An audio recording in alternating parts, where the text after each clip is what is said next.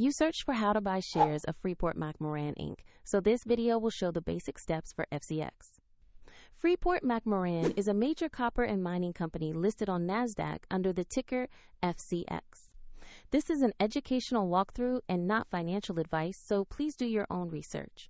To buy shares, you need a broker account. I will use eToro as a neutral example to show the process. After signing up, you normally must verify your account, typically by uploading a government ID, and then add funds before you can place an order. Use the platform search bar and enter the ticker FCX to find Freeport-McMoRan.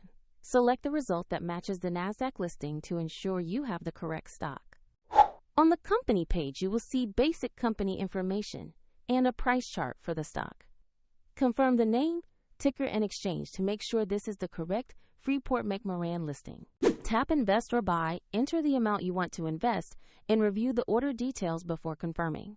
If the market is closed, your order may become a market or limit order for the next session, and the platform will prompt you to add funds if your balance is insufficient.